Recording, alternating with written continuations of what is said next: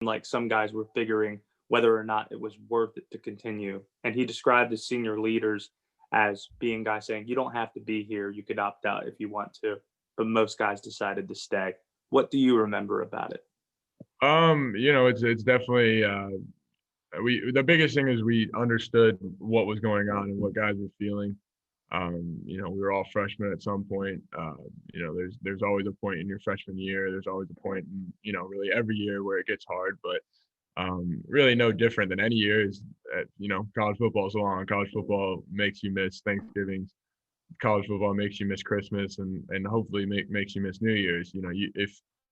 If you come to a school like this, you're gonna and you want to play college football, you almost want to miss Christmas, you want to miss New Year's because that means you're a good football team and you're playing in New Year's Six, you're playing in playoffs and all that. And I think that was kind of a big message that we tried to get across is at the end of the day, like if you're doing this right, you're not really going home much, and obviously it's different. You're not seeing your families after the games, you're not being able to go home on a bye week and all that, but I think that was a big part of it is like every freshman kind of has that woe is me point in the season, and this year has been especially hard, and we wanted them to know that we understood, but at the end of the day, that's college football, and if that's not what you signed up for, then obviously we gave them that was the option. If you didn't want to be here, there was no hard feelings, there's no punishment, and it is what it is. And really secondly was really the fact that like as a team we started this and we wanted to finish it.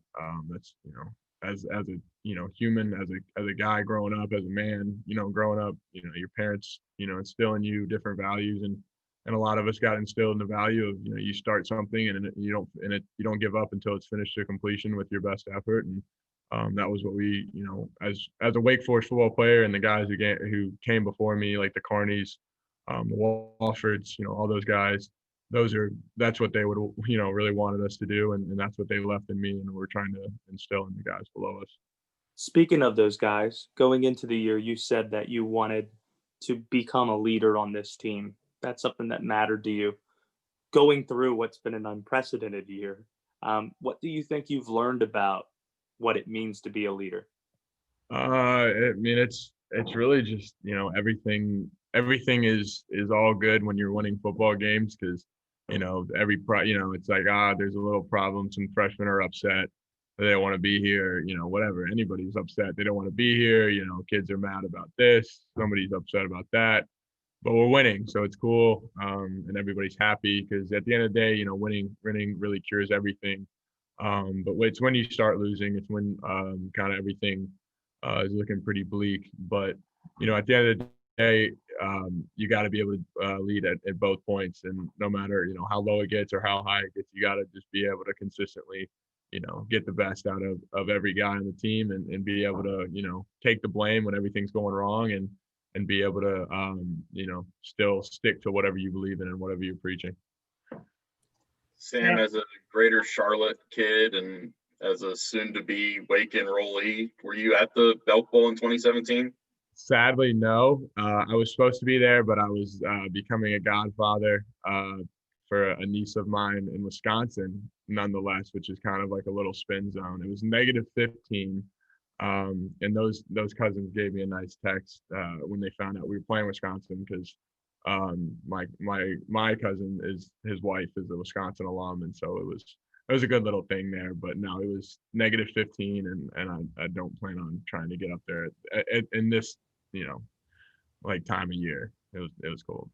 Sam, how old were you when you decided you wanted to play on Bank of America Stadium? Did you go to a Panthers game when you were growing up, or?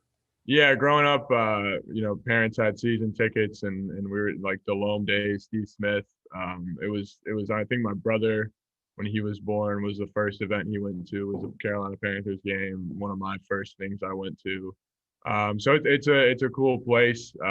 It's definitely got some ties for me, and obviously Will being there as a quarterback is kind of cool, and knowing some of those guys. But at the end of the day, it's a football stadium, and it's cool that my parents don't have to travel very far, and I get some other relatives in there. But it's really just all about the end result of the game than anything else.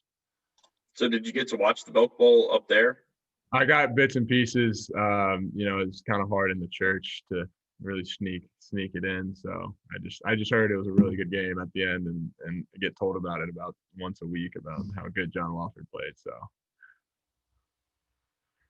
Will you guys get enough possessions to score 55 this time around?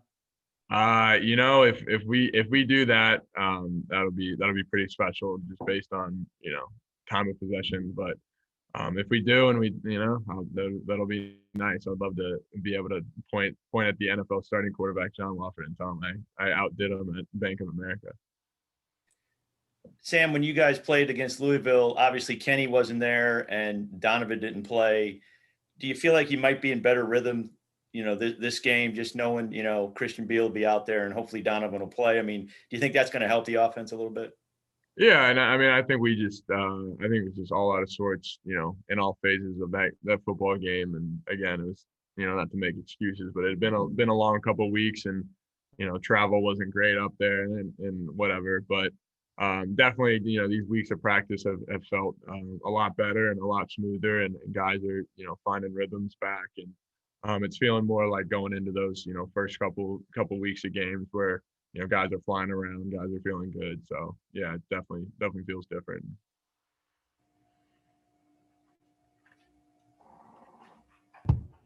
Anything else here for Sam? I've got to ask, you mentioned John Wolford. I mean, it's been 44 years since a Wake quarterback started at quarterback, and then you got Kendall Hinton, and you've got John in the same year doing so. As the current Wake quarterback, does that excite you at all about what your future could hold? Yeah, no, it's always cool to see guys, you know, come before you and do what you're currently doing, and then, you know, have success at the next level. So I'm excited for him, and you know, everyone knows John Wolford and his preparation. I'm sure he's, you know, he's been ready since week one to take this job over, and I know he's gonna, you know, make the most of it, and you know, I can't wait to watch and support him, and I'm sure he'll do great.